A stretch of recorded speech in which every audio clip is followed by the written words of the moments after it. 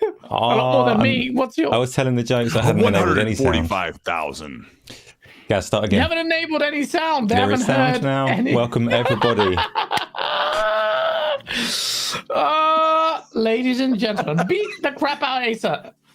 You told a really good joke, but you can't hear it anymore because Asa. I will say what I say every time. If you just turn off 5 minutes early, I can test these things before we go live. He's blaming me. Yeah. Even though it's my fault. So, ladies and gentlemen, you may have noticed the man with $1 million has dropped his gamer score and Gotten handsome. I was going to let you finish that sentence. Ladies and gentlemen, Rand's internet has disconnected. I don't know why that's the case this day and age. Where does he live, Cole? Where does he live where he keeps doing this on Fridays so then his show runs on Saturdays? Although in fairness, He actually lives in the very epicenter of the internet, where the internet comes from and is spread throughout the entire planet. He has no excuse. We love Rand. We love him, don't we? We love him so much.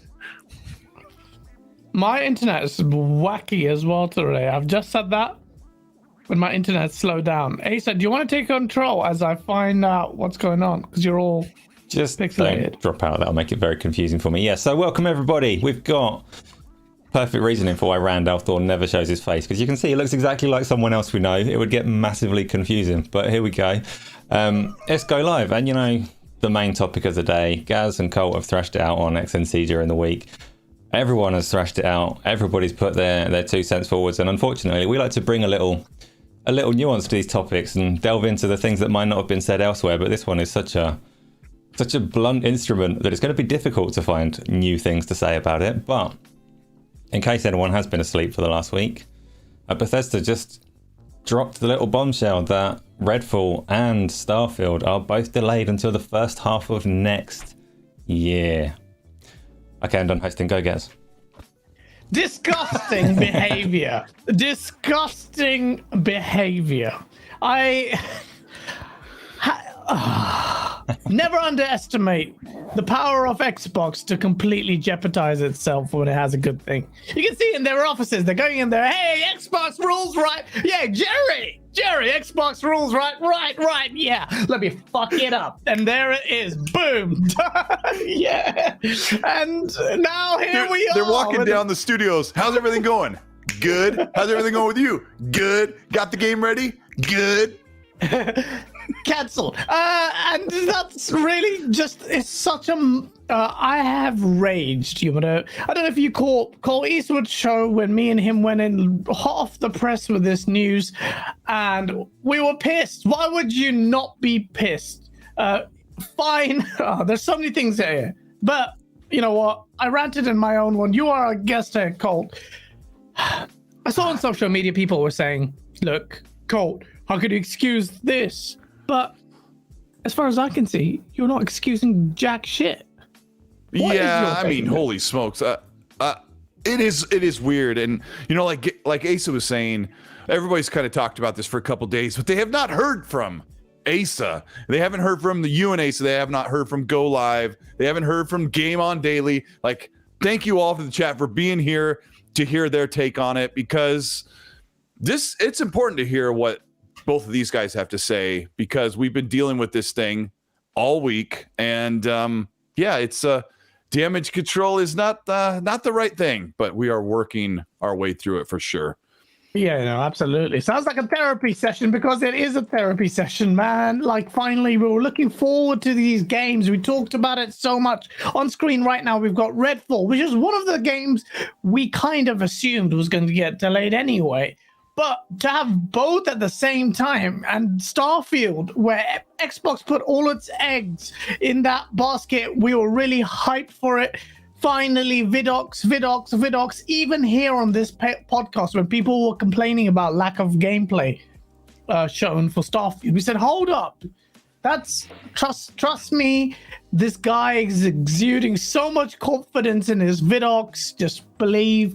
I think it's going to look amazing. It's going to look amazing. So much faith into it. And well, we carry on though. Catch that super chat. Catch that super chat. It's important now that he said it. I can't unsee it. It's No. not upside No. down. What's he talking? Shabs. What's upside down? Visual humor for anyone watching on Spotify. We had a super chat pointing out the guy's headrest is upside down. He's now taking off his hat, looking at his earphones. On the back, behind you. Oh, Behind they you. said my headset. I'm like, how does my headset upside down? Like, it's not even possible. I thought I meant maybe backwards. Thank you, Shabs. That has saved us all. You just interrupted me for that. Ah, no. Thanks a lot, Shabs. No, seriously, like the point I was trying to make was as we were trying to Starfield was building up a natural momentum. Here it is. It's going to be the highlight of the show, 20 years in the making, and it's been delayed till next year. And I need to ask you guys, Colt, like, what do you think? Actually, Asa, what did you think about this? Like, genuinely, what do you think this means for Xbox? And me and Colt are going to join hands and beat the crap out of you. So, first of all, credit to you, because you've said numerous times that Redfall was getting delayed. And this trailer that's playing right now, this CJ trailer, is basically all that we've seen of it. There was some alpha footage leaked at some point in the past, but it's never looked like it was close to launching in the summer. So I've heard a lot of people saying they were surprised about Starfield the other way around. I've heard a lot of people saying they weren't expecting Starfield to be delayed, but they're surprised about Redfall. I would definitely say Redfall was the more obvious candidate for delay, because that's close to launch and we've seen nothing apart from what you're seeing on screen right now. So it's obviously a bad week for Xbox, right on the back of the Xbox Live issues as well. They've lost a lot of the momentum that you were just saying. They need to capitalize on this. They've had all these positive sales results and they've had all this momentum. It's like they've got to capitalize on it, got to keep smashing that. It's their big opportunity.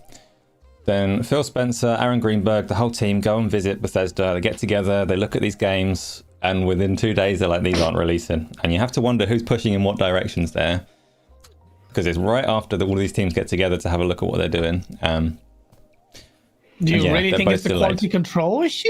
Quality assurance thing? Like someone external's come in and said, Not necessarily external. I don't know who's pushing in what direction, but studio heads have got together and looked at this together and made this decision together. And it is obviously a big one, so you can understand that. You can, like Bethesda saying, we need to delay this.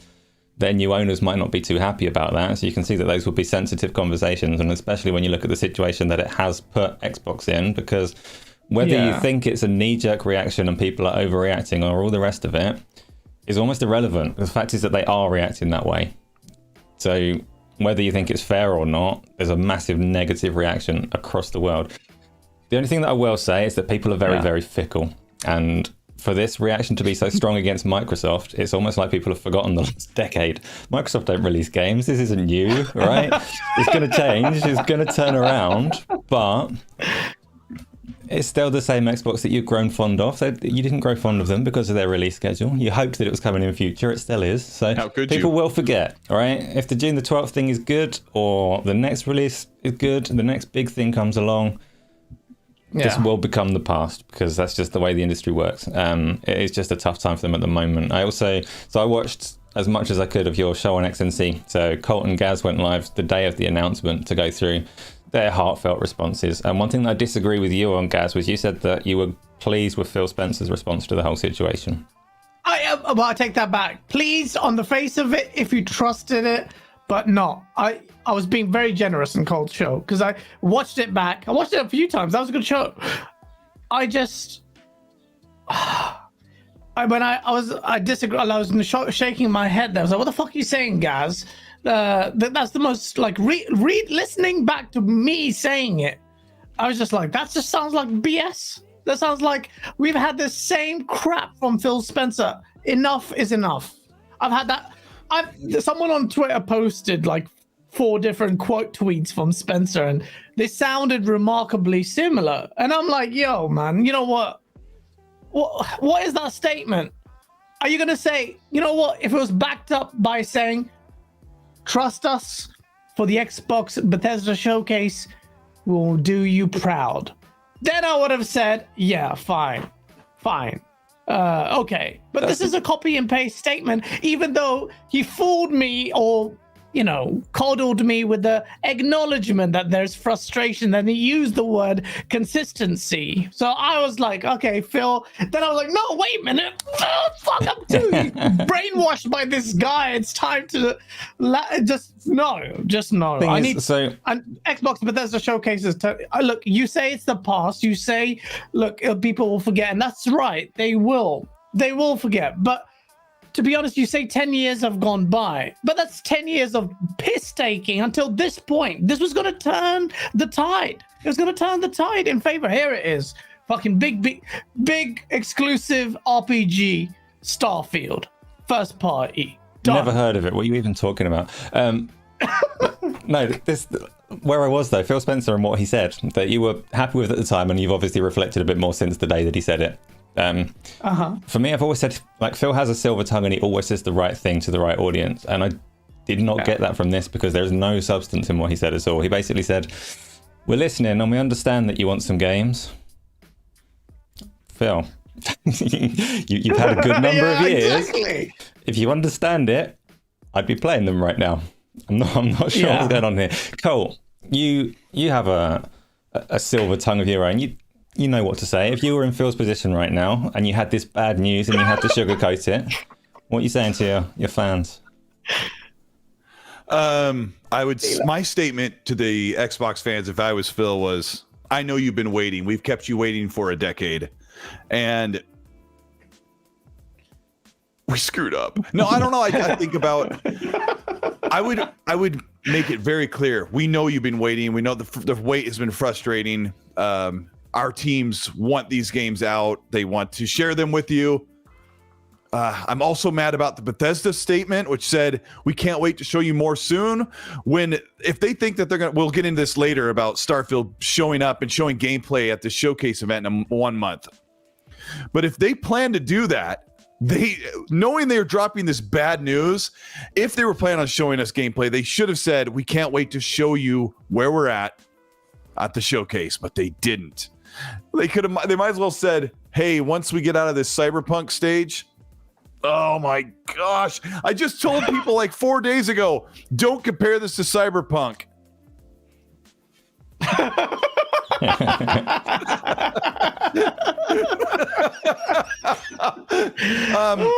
It's fun. So being I've got two it? camps. I've got two camps like clapping at me, like the ones like, good job, Colt. Well, maybe 3. Good job, Colt. Say it how it is. The other camp is like, Colt, you don't need to be so hard on him. We got plenty of games to play this year. And then the other camp is Gaz's favorite, the PlayStation diehard, who's like, finally, Colt is amazing and smart, because now I'm saying, hey, it's been Halo, Gears, and Forza. Really, it's all it's been from first party studios. And they're like, that's the best thing Colt's ever said because I only like things against Xbox. We're all in a really difficult situation. The games that are coming out at the end of this year are like, some are pretty good. Some are like, a lot of us may not care. It is a definite tough situation. The whole Xbox games, no games thing was supposed to be over, Asa. It was supposed to be over this summer or this fall. And, like our buddy Red Dragon said, he's like, it's 2 games that are being delayed. Like that was going to break the mold. Yes, it was going to break the mold. That was literally going to be the moment when you broke the dam and games actually for once started pouring in on Xbox. They had the whole roadmap up. We already know there's 30 games. We already know there's 50 projects. We already know that there are 23 studios. We already know they have tons of games in the works. I have so much to say. I'm so sorry, but they spent the past 5 years, Xbox Game Studios, half their teams. Listen, chat, are you listening? Pull your ear in. I promise I won't yell. They've spent the past 5 years, ASMR, the past 5 years making games for the PlayStation. They really have. In Exiles made a game for everybody. Psychonauts made a game for everybody. They made Ghostwire Tokyo. They made Deathloop. It's been it's been tough. I am so sorry I ranted. Asa, take the show back over. No, you didn't. But it's about the guests. It's like, come on, man. It's just. You know what? Do you agree with me, Asa, that Xbox whatever Bethesda showcase event was supposed to be, that has morphed into something else now. I think they have to show something for 2022. In addition to Forza Motorsport, we keep assuming it's coming this year. Let's talk Forza. Yeah. Is it coming this year? I was going to say that. It's like most likely it is going to come this year. And that's what everyone's saying. Now imagine if it didn't. I don't even want to know about that. Do you know where my doubts come from? So I had been like it's turn 10 and they're reliable and their games are always like announced and shown properly late in the day. So in that sense, everything is on course for it coming out this year. But doubt creeps in when we haven't seen the DLC for Forza Horizon 5. And that makes me wonder, why? Because they're not going to go to the June 12th showcase and put Forza Motorsport against Forza Horizon directly.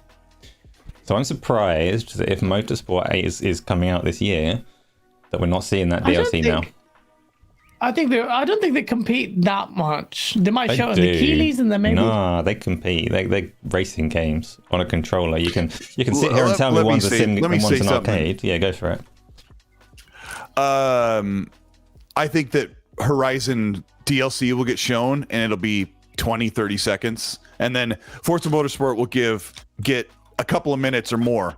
So I think they will end up having to compete with each other because they have this many games in the pipeline. I'm also seeing the chat like I should say the same thing that Gaz and I said the other day. Like, we want you to vent. Like, this is your time. Have your voice heard. You have an audience of over 300 people, almost 400 people are watching. People are watching the chat. If you want to say what you got to say about how you're frustrated or how you feel like, hey, it's going to be okay, say it. But like, we're not here crying. We're showing our frustration. We're showing how we relay how people are feeling about the whole thing. And if I raise my voice a little bit, it might be a little bit for entertainment value, but people are kind of ticked. Some people are saying, I'm going to cancel my Game Pass subscription. Some people are saying Game Pass is going to take a major hit, so this is going to slow things down. Some people are saying, why did I buy an Xbox when the past 2 years it's only been Halo, Gears, and Forza, right? So yeah, we hear you, right? Yeah. Am I right to say that? Yeah, 100%. I know someone who's also already canceled the Game Pass subscription. Can't talk. I can hear myself really loudly.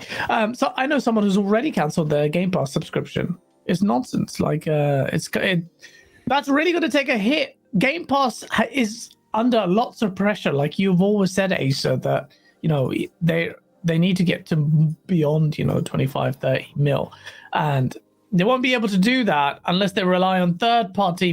For the masses, third-party third-party exclusive. Can't talk today. What's wrong with me? Take a breath. Take a breath. Third-party exclusivity. That's what everyone's pointing at now. Like, okay, Xbox. Like Colt, you said it. It's like not Bonnie Ross. Oh my god, Sarah Bond and Phil Spencer. Throw some money out. Who are they going to buy a third-party Game Pass exclusive? Mitigation. They have to mitigate this problem. They have to mitigate this issue.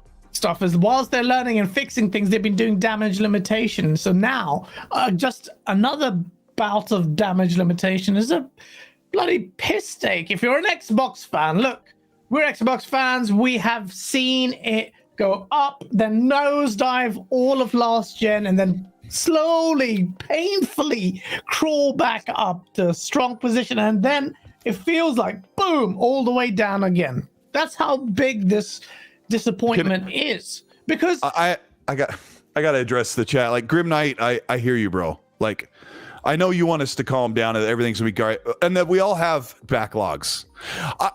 I'm gonna say something you guys are gonna hate. I don't have a backlog. I'm sorry, I really don't. You don't. I don't, yeah. And it's not because I've played everything, but if I want to play something, because it's just video games, right? If I want to play something, I buy it, I play it. If it releases and I like it, I play it. There are a lot of games that I'm sure all of you really like that you would tell me I should play. I'm not interested. So my backlog, if my backlog that you think I have, I don't want it. I wanted to play Starfield this year, and this is the worst year Xbox, and it's okay. It's going to be fine. It's the worst year that Xbox has had since 2017. They only had Forza Motorsport 7, Super Lucky's Tale, and Halo Wars 2. And that was a rough one, and I spoke out about it. The reason why it's super important for a podcast like Go Live or RDX or Xbox 2 or even my little show to say, hey, Xbox, because I don't swear, I don't say Phil needs to be fired. Phil, this isn't Phil's.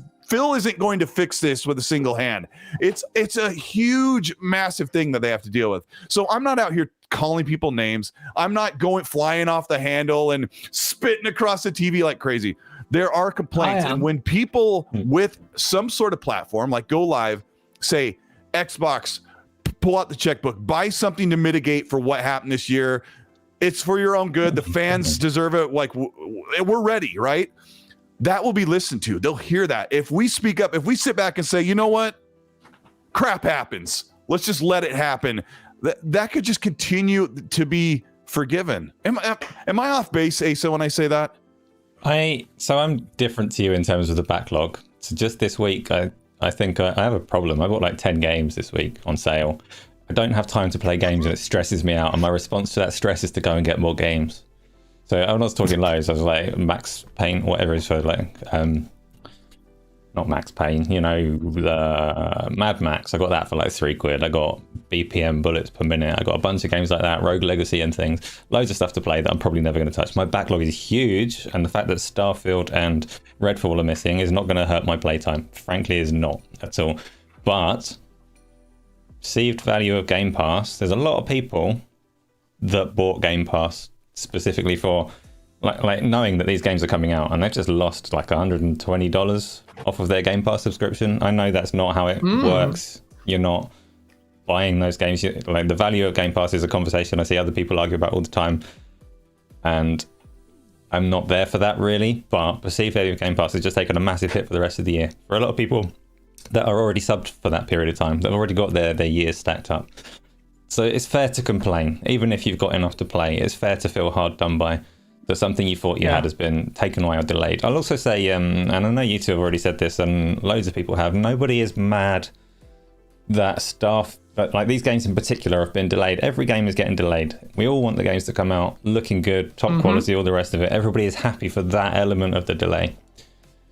But it is just the question of like, it is this mitigation. The mitigation is important, even for people that aren't hurting for games, right? It just is. And the Xbox studios, never mind the Bethesda ones, we know they only bought ZeniMax fairly recently, and ZeniMax are doing what they do, and you can't really complain too much. But the Xbox Studios side of it, there's massive questions there. And you can look at Phil Spencer, and people are saying, Phil Spencer needs to go or whatever. Of course he doesn't. He's done a phenomenal job. The Xbox ecosystem, those consoles, and the PC side of it are brilliant to use. Right? They are fun to use.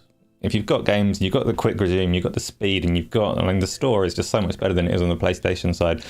There's a lot of good there. They've got the power, they've got the Series S, they've got this strategy really well. Phil Spencer doesn't need to go. Phil Spencer needs someone underneath him that manages Xbox Game Studios more tightly. And they've got Matt Booty and all the rest of it, but there is definitely something amiss. So it is what it is. It is what it is. Before we go into our chat, and we've also got other topics, but this one's obviously going to naturally dominate the conversation. Hoggy Channy, thank you for being a member for 11 months. 11 months. Time's gone, man. He says, like Starfield, this podcast is delayed. I blame management. How could they announce a date and time, then delay? Hashtag release game on source. So messy. That's blame Rand. You didn't turn up. Hoggy Chatty, and then Colt got ready in 5 minutes. Got shaved, applied talcum powder, all of that. Hoggy Chatty with a $5 super chat. Thank you, man. He goes, wow, Rand on camera. Looks like a lot like Colt Eastwood.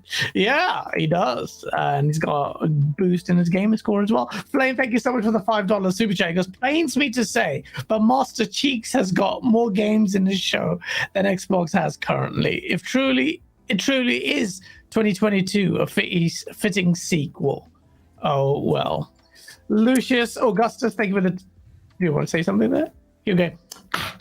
Okay, I didn't know you had one more, or I didn't know you had another one. Keep going.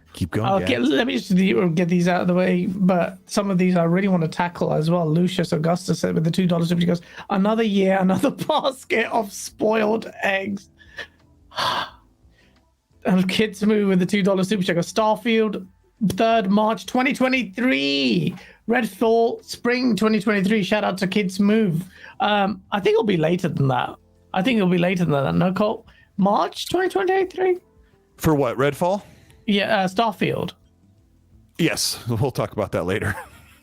Someone in chat goes, dudes with no sex drive perform better than Xbox this year. What?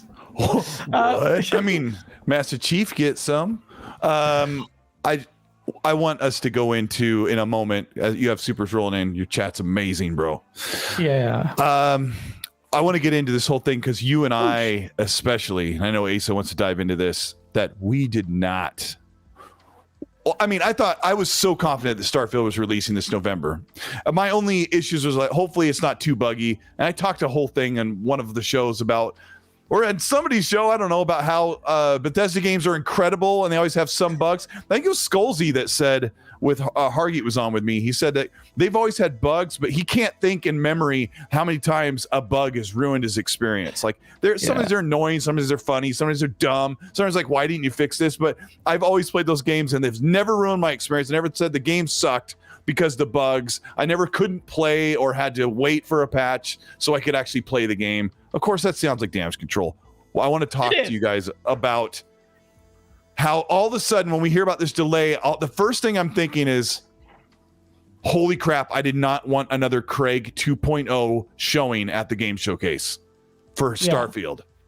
I mean, we can't even, that's not, it's not going to be a visual heavyweight as such, Bethesda's games, whatever. It's still next gen only though, so it has to be working. If it's like a Craig 2.0, it's embarrassing. No chance. You can't have that happen again. The Xbox would just deserve a clap in the face. We haven't got that. Mm-hmm. But yeah, shout out to 457 people watching. Smash that like button. We're going to get into the source. Sean Gets, thank you for the $5 super chat. Goes, dudes, GameShare buys 3 years of Game Pass Ultimate. Pay $3 a month now. Wanting all Ubisoft for free, entitled whiny gamers. If you're not happy, cancel your Game Pass. I think he's raising the point that, there are other games beyond, the first parties, which is fine, absolutely. But that's also denying that a lot of people who have subscribed who really want to just play the bangers. I think a lot of people do that. But obviously not. There's a small proportion of those, but Coach 8. Thank you for the Coach 8. Did I say chocolate? No, okay, it's Coach 8. This is $5 super chat. Thank you for breaking me with your name, and also thank you for your honesty, Yaz. Most Xbox gamers feel the same way you do. We're just tired of waiting. Yeah, absolutely, we are. Shabs, thank you so much for the £2 super chat. Goes, Brother's Tale of... Oh, he's given the bloody claim code out, which is long claimed. Can't talk today. But Shabs, well done. Thank you so much, man. Thank you for being so generous. That's... let me know who actually claimed that, because no one ever does that. It's nice to know who actually got it. You don't have to, but it'd be nice. Your baby father, thank you so much for the $10 super checkers. Our backlogs were all last gen games. Yeah, we bought a new system. We should have current gen games. We should go back to our backlogs when we want to, not because we have to. That is a quote that I'm gonna steal. We should have to go back. We shouldn't have to go back. We should go back to our backlogs when we want to, not because we have to. Shout out to you. They really dropped the ball. Yes, they did. Drawn TJ with the $2 super goes, hi, Colt Asa. Happy birthday, Gus. Stop. Flush Jackson with the $20 super chat. Yeah, $20, man. Thanks so much. He goes, my primary issue is Phil used a nonchalant tweet to inform everyone. Meanwhile, your competitors who are massively tone deaf in many other ways somehow nailed it with their direct videos to their customers and fans.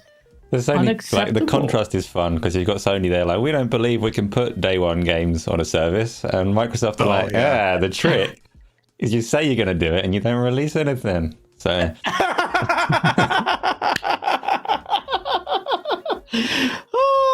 we laugh because if we don't laugh, we cry. Rain also in the chat. He said, don't worry guys, we can all pretend we're playing Starfield this year. All we need is imagination. Yeah, we do. We need a lot of imagination. Shout out to 456 people watching. forgive me if I'm wrong, but I think Xbox people are pissed. Gamers are pissed. This is like tangible. Okay, like I said, though, people will. Do you agree with me that the showcase? Couple of fucking Ace, no. Wait. The only way that would happen is if the Xbox Bethesda showcase shows so many bangers, new ones, shows the gameplay or at least show the gameplay for these ones, and then show a game that's releasing this year. It has to release another game beyond Forza, in my opinion. It just has to do it. Pull something out. Hold on, Splendiferous. Like, I've seen Splendiferous a lot in the chat. I'm not being nice. Like, Asa and Gaz and I aren't being nice. Like, I mean, there's a whole difference between how you react or give feedback. I feel like my friends and I and all the other people that I follow or that follow me were able to say, hey, this isn't right, and get the Xbox Live double price hike gone in 6 hours. Phil listens to people like all of us on Twitter and social media that are reasonable and don't yell and scream and cuss and insult. Like, we already know as 343 has outright said that when you are unreasonable, make insults or death threats, holy smokes, they're not listening. You may have the best idea to fix Halo, and if you come at them with a hey moron STFU type stuff, they're not listening, and I don't blame them. Like, this is just video games, and I said, I put out a tweet. Phil and Sarah need to look at a fat check to get something to mitigate this. It wasn't just 2 exclusives, it was 2 brand new AAA IPs exclusive to Xbox. Got pushed out of 2022 and left us only with Forza Motorsport, which isn't even confirmed to release yet. So we are doing our, I mean, it is totally respectful. And Phil could drop in at any moment and I would not be ashamed of a thing that we've said other than Gaz going, so, I know, and let me say this, because I'm not coming at Splendiferous. He's a good guy. We've talked a lot in DMs and Twitter and everything, right? I'm not coming at him. I'm just saying I'm getting a lot of backlash from Xbox fans who are like, it's no big deal. And then I'm getting a lot of backlash from PlayStation fans who are like, suck it, Xbox. This is what you get. No games. This is what how can you sit here and damage control for this corporation? It's not fun. And, some of us are gamers. Some of us are gamers and content creators. Some of us are gamers and some of us work some sort in the industry. It sucks for everybody.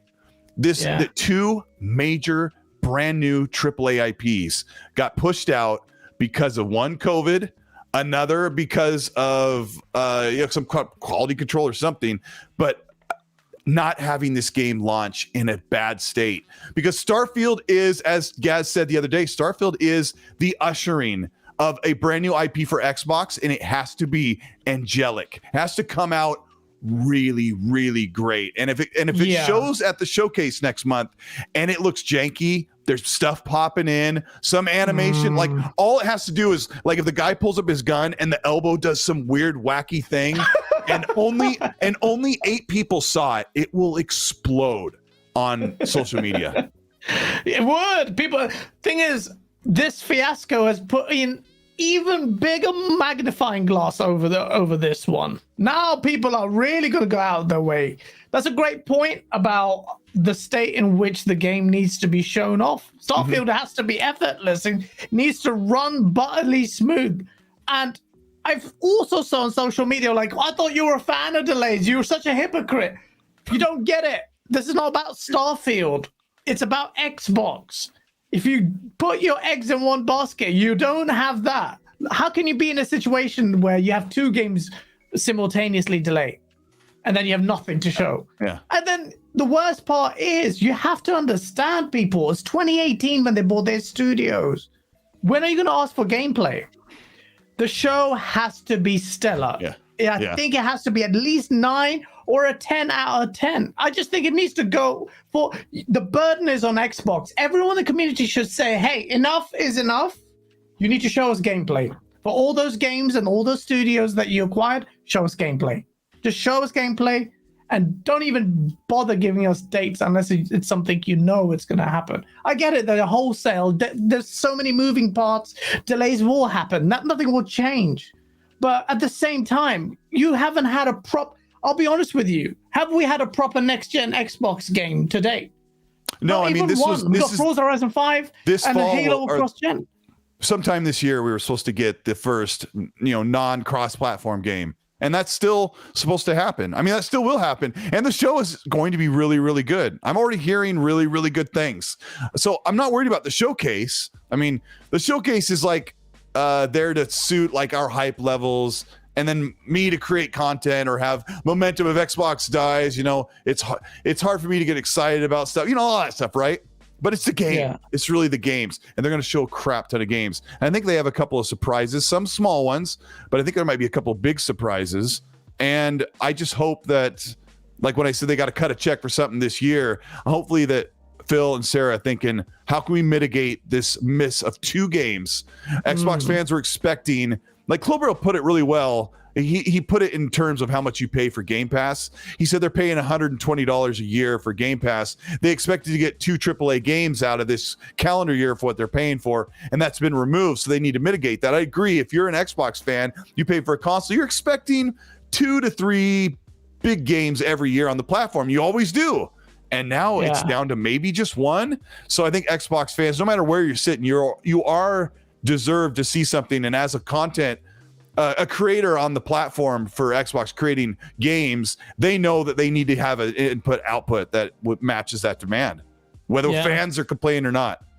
They need to. It shows also the strength of or value of exclusivity in this space and how damaging it can be, irrespective of the market buys multiplats all the time.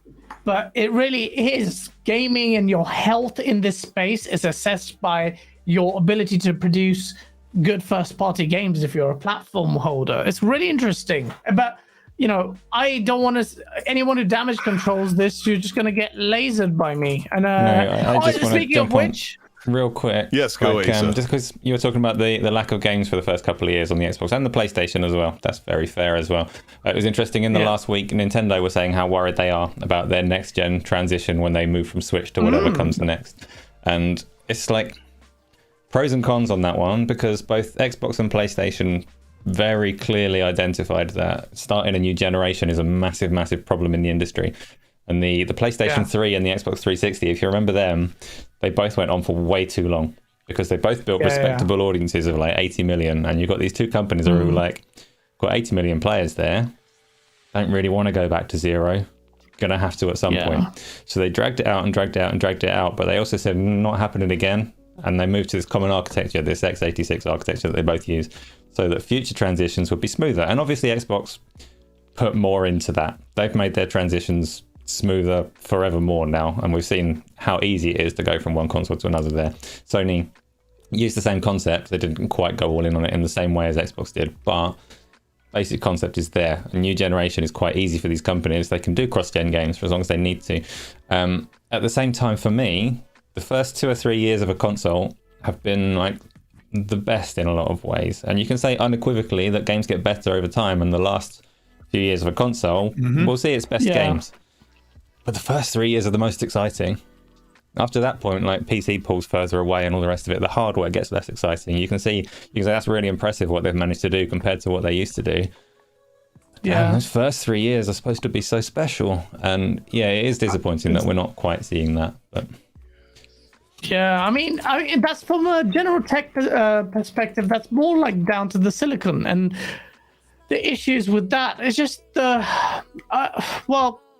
marry that up as part as Xbox performances. I just don't think it's good enough, and I think that needs to be addressing. This feels slightly different to the old Xbox where we could just laugh at the wait for E3 meme. Dan Lazaro with a $5 super chat goes, breaking news, gamers whining about a minor inconvenience. You have to understand, we are in this space.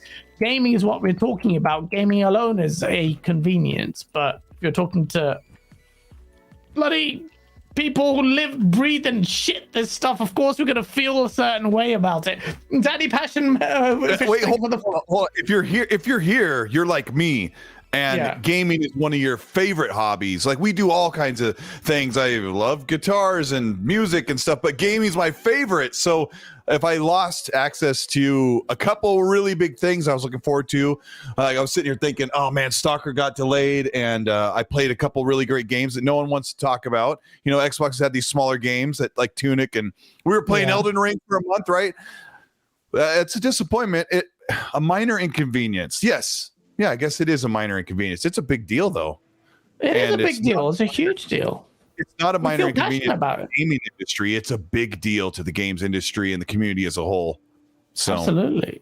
Yeah, absolutely. Yeah, we live the stuff we're passionate about. Do you want us to be like, oh, yeah, it's not a big deal? Well, then what's the point? What's the point? Why would you listen to us? You know you're here. You love the source. Don't even pretend. Danny Passion Official, thank you so much for being a member for 4 months. He goes, hello, panel. Those who are really excited to play a game shouldn't be upset because of a short delay. That benefits the game. Danny, it's not just about the game. It's about the platform that's sitting there gathering dust. Unless you have a backlog, which is fine. Not for me. Mike, thank you so much for the $20 super chat. That's very generous. Microsoft needs to do better and show real commitment to delivering content for the immediate future. It's facts. Acquisition and smaller Game Pass deals just don't cut it. The 68 billion ABK deal does nothing for me as a gamer, particularly it hasn't passed. But you're absolutely spot on. I agree. Fully agreed. Ray Zero Cool, thank you so much for the £1.79. We need PlayStation tops to play with, like Nicola. That will all sell out like hotcakes. I should have. I wish we could own the patent to that, but Sony might sue us, and then put it to production. Hoggy Channy, thank you for the $10 super chat out, man. Because issue is Bethesda and by proxy Xbox announcing a launch date too early. Yeah. Otherwise, I don't know how I feel about that. He says I want to ask Asa about that, because I've been talking about this a lot in parties, but I want to have this conversation with Asa. Asa, do you think that Bethesda announced that 11/11/22 date too early? I mean, that's easy to say now, isn't it? How can you say anything different when they just delayed it, right? If you'd asked me before the delay, I might have had to think about that one, but yeah, go ahead. It kind of answers itself. But guys, read the rest of that chat, and then we'll get it, because there was a bit more to what Huggy said, I think. Catch that. He says game dev time is now exceedingly long with delays, especially with COVID, which is normal, so expect it. And that's a fair point.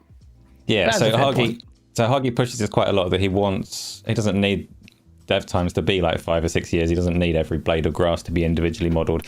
And I absolutely agree, but at the same time, a game like Starfield, you do want these special flagship cases where they go all in and spend all of this time, and a Bethesda game is one of those. So I'm quite happy for them to put everything into an ambitious project like this. And Bethesda games aren't it's not like Last of Us, where they're doing every eyelash separately for each cutscene, and they've got like 1,000 people working on each character and all the rest of it. It's like, well, yeah, it's not the same thing though. And even then, I'm not saying this as a criticism of those games, because I appreciate those as well.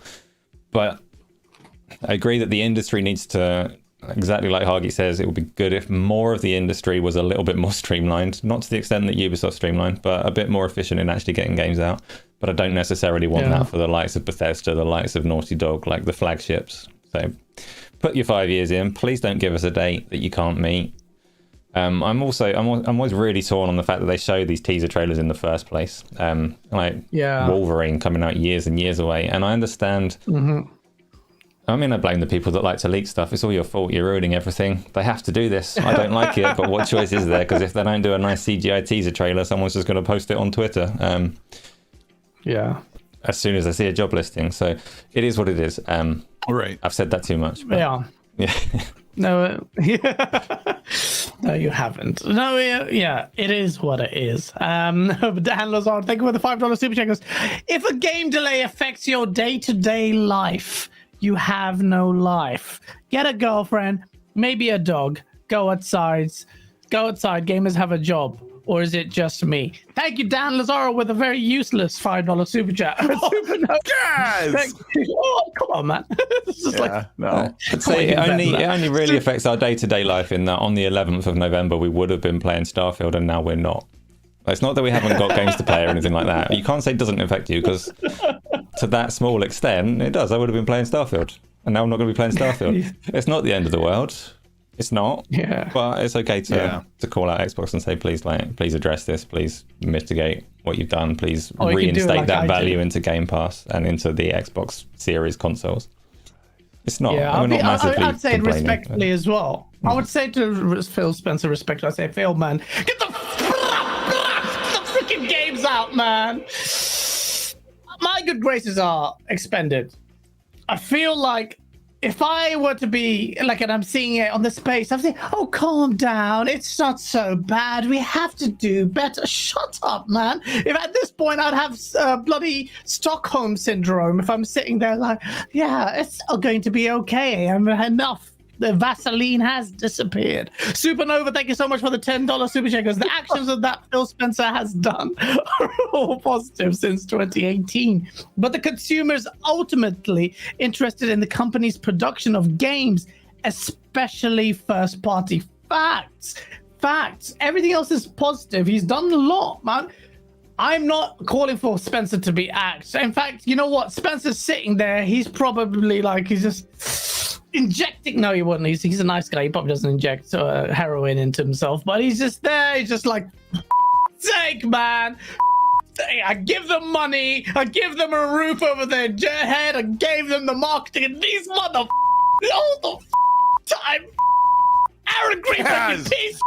Gaz. But yeah. Pull it together. Let's talk about this. This isn't even my show. I'm out of here. Let's talk about the Phil's responsibility, because they were very. Which one do you guys want? Right? He said Xbox is going to ruin Bethesda, and then Bethesda's like completely working on their own. They do their own production, their own marketing, their own publishing.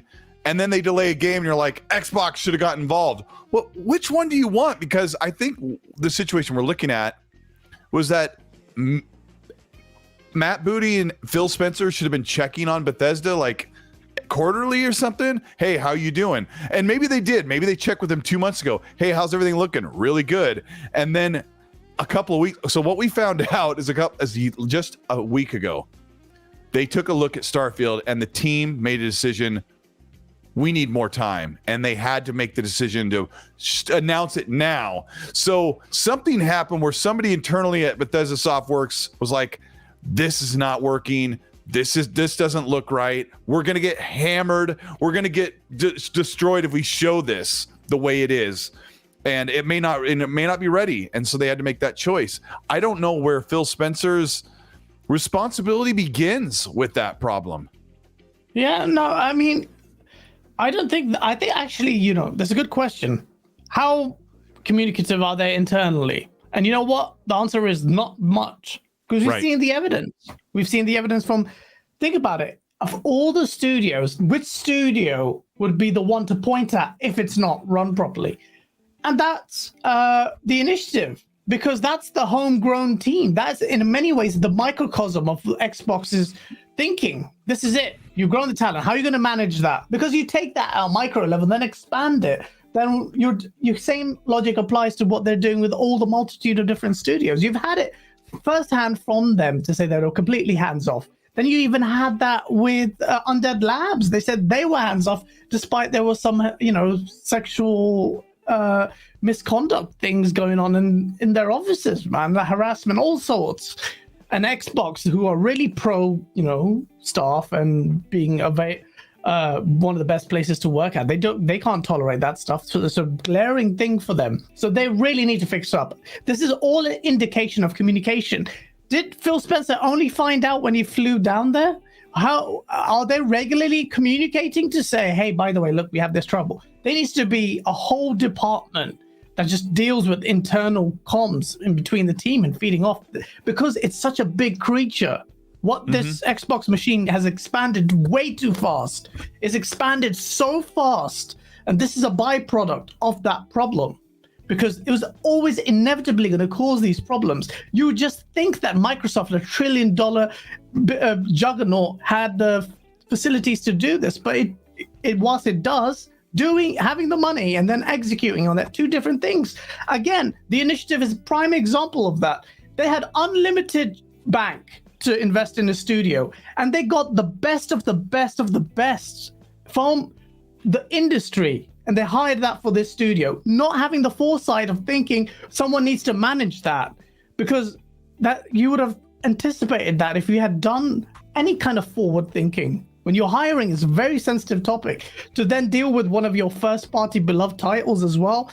That's sensitive. Perfect Dark has to hit, but you know, that's the kind of, it's kind of exciting. It's good to see a big juggernaut struggle as well in many ways. Like you see, it's very real human experience, but at the same time, as a fan, it's quite frustrating to see. Here's another thing that probably happens, and we never think beyond the surface level, but when Starfield is trying to get ready for the game showcase, what their job is to grab the vertical slice, right? The teams, animators, everybody comes together to put together a segment that they've decided on from the production team to show what they're going to show in the game. And they're putting together this thing, they're getting it ready so they can record gameplay and capture it and get it at its best. And while they're doing that, they're seeing problems and issues, and this doesn't look right. This looks kind of ugly. This is glitchy, and they're going through this. And what I'm sure happened over this past month is the teams internally were going, man, I'm getting a little bit worried that this isn't going to be ready for the showcase. And then the team starts talking and saying, I don't want to get in the situation where we have to be a do or die and say, do we call Xbox and say, hey, I don't know if Starfield is going to be ready for the show. And so I think what happens, and this is just pure speculation, is that the Bethesda team was going, we may be in a delay situation. I do not want to make that phone call. I do not want to put out that press release to the public. Even if it's something they know they need to do, I know anybody who works in a creative space knows I do not want to get to that situation where we realize this is our only choice. We have to delay the game. We have to call Matt Booty. We have to call Phil Spencer. We have to let them know they're going to be disappointed. The fans are going to be disappointed. This is the worst decision. That's a great and it came down to that moment where they had to say, we're very sure, we're 100% sure, Phil, we need to delay the game. And the best part of this, as much as you guys think that we're biscuiting and complaining about it, there's my swear word for the day, as much as you think we're whining about it, they make the choice. They make the choice to delay the game, to fix it. Thank goodness, because they didn't do that with Halo Infinite. They said, I don't care. I want to hit the 20-year anniversary. And, oh, man, that was tough on millions. Still tough on us. So shout out to the people who do call it out, and other people mindlessly defend that stuff. We've seen that today as well. And just what a bunch of biscuits. Hey, you biscuits, hit the like button if you're having a good time with the show. Even if you don't agree with this, if you're able, if these guys have given you a platform to talk with the chat and vent your frustrations and argue it out and kind of work it out, like, give a big shout out to Go Live and GameOnDaily for giving you this opportunity, because we're so glad to be here. Hit the like button to show your support and keep these guys on the air and keep the water bill paid. But please don't say biscuits in chat. It's just too much. I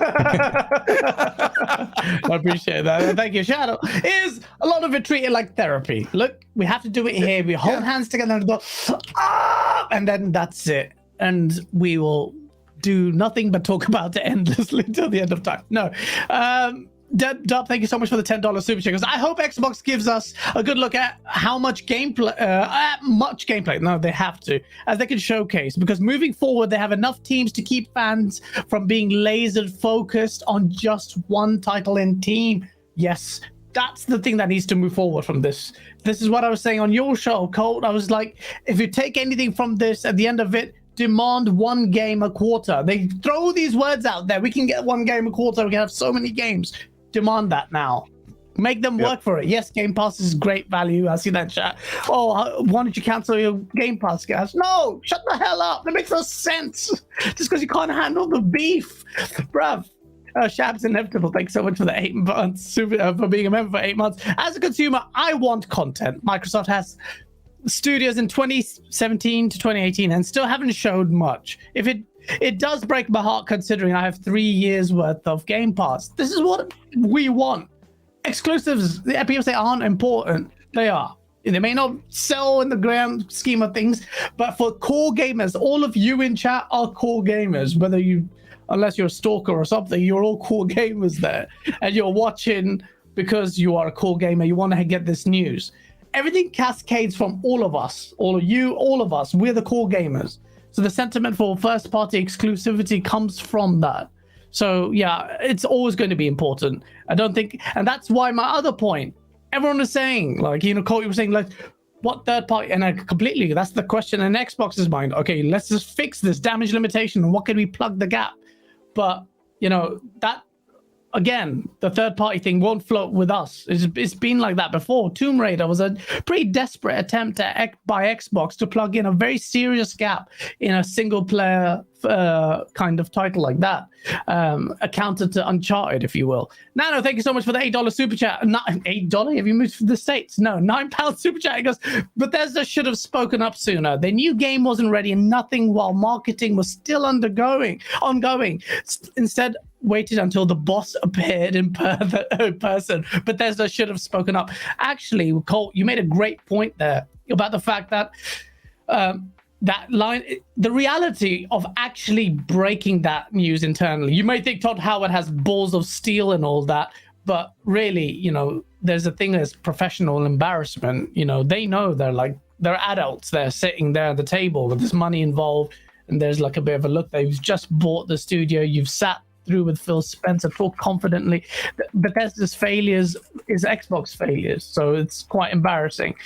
So yeah, Nano, we don't know how that chain of comms works and how fresh it is, but it's a great point. Thanks so much, Patrick. Gents, interrupt me if you want to say anything, because these are great points from the chat. Patrick, thank you for the $2 super chat. He goes, Gaz Asa, tell me, does Colt swear off camera? No, if you count biscuits and fudge, then no, he doesn't swear on camera. It's Lydia White. What the fudge? It's like, just say it. Just say it. Are you Phil Spencer's son? Why do you not swear? Yes. Yes. I was on Maury Povich. You are the father. Yeah. Oh, Dead Planet with the $2 super chat goes, will the new dates for RFSF be shown at the show? Oh, Redfall and bloody hell, I'm an idiot. Oh no, I had to think on that one. Will the what? Yeah. The release dates. Oh my god, no. Do not do that. You can't do that. Just shadow drop it instead of announcing that. Because yeah, they're way too early. And the question is, I think we were talking about this on your show, Colt. When do you actually think? And I think there will be very late next year. This is the first half, but I think it'll be very late. Last minute. Dead Planet, thank you so much for the $2 super chat. Goes, is Sea of Thieves or Everwild really a all Rare has on tap? Good question, Colt. Rare can't just be working on Everwild. That's all they have. Yeah, they're doing. They have full support for expanded content on Sea of Thieves, and then they're working on Everwild and reworking it. They didn't start over. That has been incorrectly reported many times. Not many people talk about Everwild, but they went back to put in conflict and combat into the game to make it more accessible to the mainstream gamer. So like I said, it could be a mixture of what we saw with some of the wonder of brute force, Viva Pinata with combat. What did you say? Brute force. Brute force. Now, no, I think they're going to try and use that creation and cultivation of Viva Pinata in that realm, and then also have combat and protecting your settlements and all that stuff and co-op. And I hope it's good. You know what? For me, Rare, I even played Rare games growing up, and I always thought they were kind of goofy, and there's some really good ones, but I've always kind of grown above and past them, and I really hope Everwild's really good.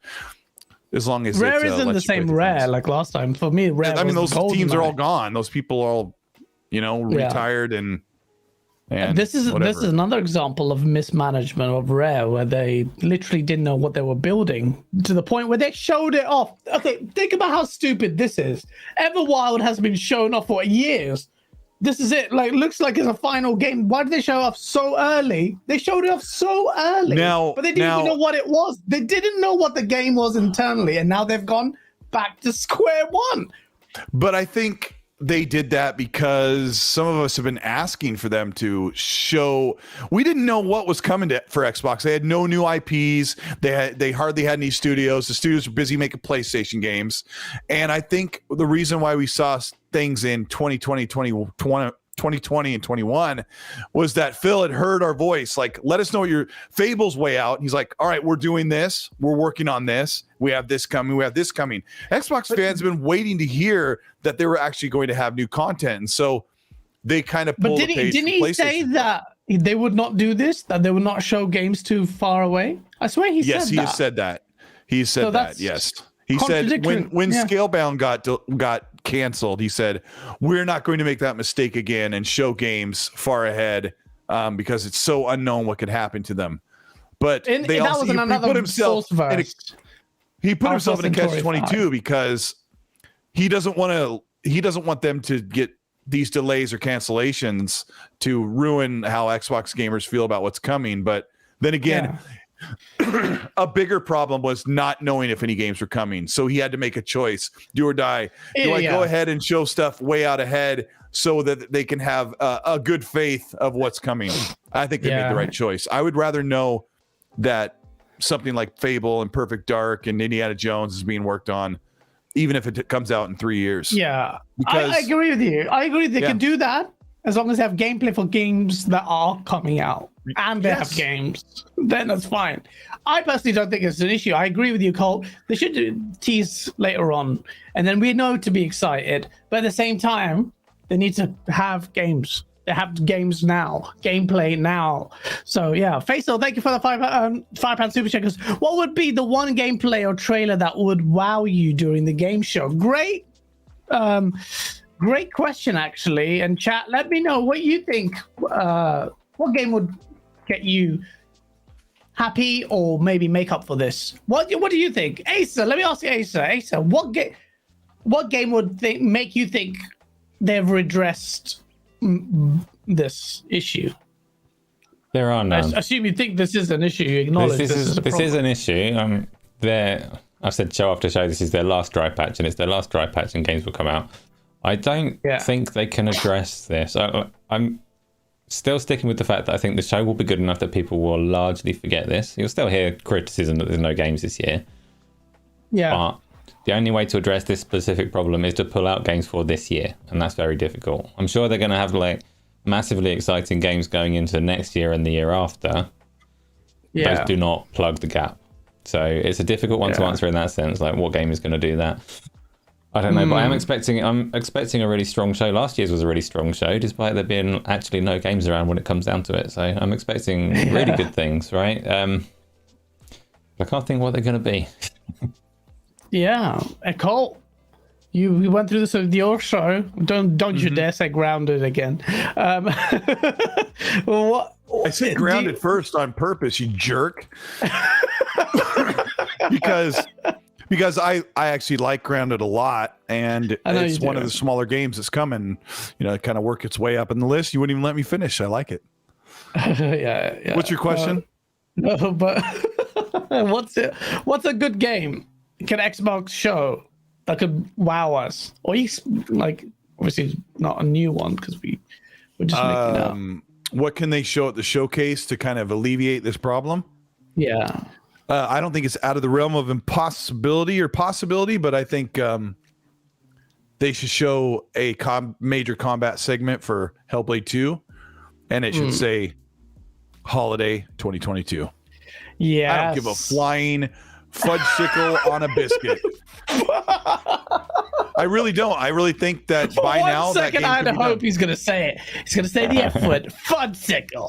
Well, it is kind of it is maybe it is far-fetched. They've been working on Hellblade for 5 years.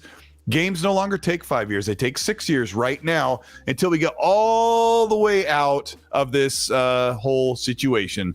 So so keep in mind, what was it like a few months ago where I live in Washington State, we don't have to wear masks in stores. Like, it's taking that long. So I think maybe can we shift gears just a little bit? Let's talk about, well, it's in the same realm. But what is the possibility, chat, audience, Asa, Gaz, that God of War Ragnarok is pushed to 2023? Just like every other major game. I think it's quite high. I'll start first because I'm not doing this to try and get a one up.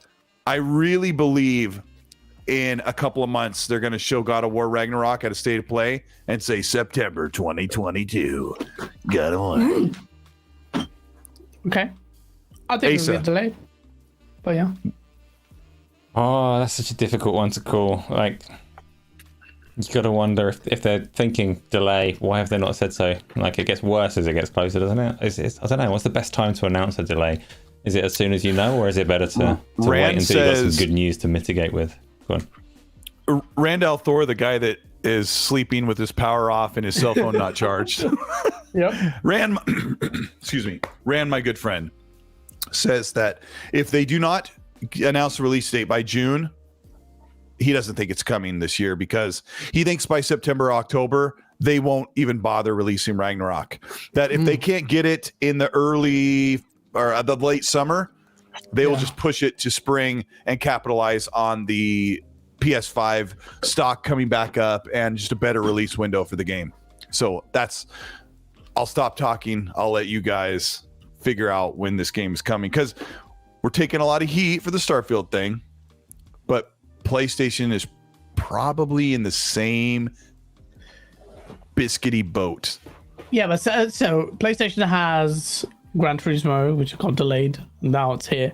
And Horizon Forbidden West. Xbox needs Forza, which would be a good counter Gran Turismo, and then maybe something else to counter. I don't know what Horizon Forbidden West. I think Hellblade could potentially be one. They've been a while since they've been working on that, but I don't know. I know this COVID slowed down the motion, stuff, the mocap stuff, but never know. I don't know anymore at this point. Mr. Two Opinionated, thank you so much for the $2 super chat. Some people are okay with mediocre delivery. Sad. I know it's sad. Forever Gamers, thank you so much for the £5 super chat. Ask yourself, if Xbox did buy Bethesda, would these games have not been delayed? There's your answer. Xbox and Phil couldn't have affected this. It wasn't about Xbox affecting the delay. It's about Xbox relying on these two titles. Wow. Yeah, well said. Yeah. Hoggy Chani, thank you so much for the $5 super chat. He goes, curious, would we have cared if ZeniMax was not bought by Microsoft? Would have delay mattered as much? Just the same sentiments. It's not first. It would have been interesting how we addressed it though, because we obviously would have known a lot sooner, like what 2022 looked like. It would have been interesting to see if it would have hurt Microsoft's momentum and positivity around the Xbox up to this point, if we'd seen that they didn't have anything in the pipeline for the year before. Like if you take ZeniMax out of it completely and forget those two games, don't associate them with Xbox anymore, even though they're still coming to Xbox, but just look at Microsoft's output for what it is. Yeah. We would have known a lot sooner. We would have known a lot sooner, but they would have something. Yeah. I think they did do the same thing last year. They're like, right, when you said that, guys, like putting their eggs in the basket, they put all their eggs in the Halo Infinite basket. And then when it faltered, they had nothing to fall back on. Yeah. And, shoot. That's a good point. Yeah, man. Hoggy Chatty, thanks so much for the... sorry. I just read that. Andre Delian, thanks so much for the $5 super. She goes, how does this affect E3 being planned months ahead of time? It should be shorter than planned or get some type of filler. I don't think they're going to fundamentally change their showcase. I think they'll still show both games. I think they'll lead with Starfield. They have to, at the very least, because that really puts a shitter on Microsoft's table, man. Because that would be a very hard conversation. Xbox would be like, right, look, we factored this in. This maybe have been way before the things are locked in anyway, because the show has been locked in, hasn't it, Cole? E3 is locked in now, right? As of last week, they locked it in. So as of last week, they had locked in what they're going to show. Yeah, it was all locked in, and Starfield would have been there unless they really early communicated that, which I doubt it. So Starfield still needs to be shown. Actually, does in many ways I think have to be shown, because you're like, it kind of like, right, taking the mic now. It was getting critiqued and was under fire for not having gameplay up to this point. It was constantly, it was the feature of it. How can you be excited for Starfield? Haven't seen any gameplay. It's constantly heard that. Kids Move, thanks so much for the $5 super chat. I'm most certain they knew the game would be delayed before the visit. I'm pretty sure that that's it. But, you know, before the visit, but not long before that, in my opinion. Dan Lazar with a $2 super chat goes, in that group photo, Todd looked miserable. Yeah, Todd never doesn't look that chirpy, apart from the vidocs. Gamer by Choice, thank you for the $10 super chat. Goes, Gaz, I've been gaming since the 70s, and I think the first party argument is strange. I have more games that I can play. If I have great games to play and zero first party, then I'm a happy gamer. And that's a great way to think of it, because practically it doesn't diminish your fun for the game. And yeah, that's great. Absolutely. For a lot of us, the first parties are where it's at, though. Especially Starfield for me. It's not because that's a game I care about. Just love that genre of first-person, space-based stuff. We've talked about this ad nauseum. We're really excited about the game, man. That was the NASA punk, hard sci-fi. Sucks. 99 Rukin, thank you for the $2 super checkers. Wolfenstein 3 and Hellblade 2 this year, hopefully. Wolfenstein 3 a lot of people are saying that. I don't know why. Do we know it's been working for a while?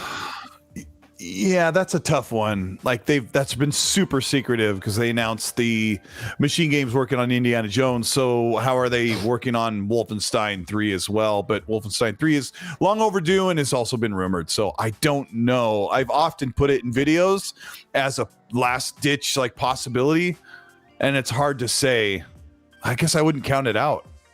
Yeah, I mean, I hope they are banking on having loads of surprises for us. But I missed someone's super chat. Shabs, can you let me know where the flip it was? Can you paste it again, Shabs? Hoggy, thank you so much for the $10 super chat. Because I'd urge caution in assuming games will come next year, either industry-wide. COVID will really hit now. It's possible next few years will be tough for most devs. Starfield 8 years in the making. I think people are off the COVID thing. I went to central London today, packed. Trains packed, Central Line, don't even try it. Mad, it's back to pre-COVID levels. It's nice to see, but I think we're done there in terms of the COVID thing.